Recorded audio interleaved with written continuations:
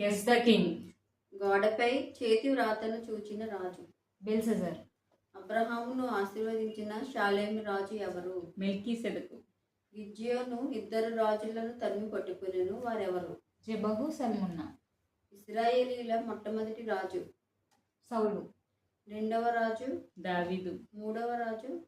సొలొమోను.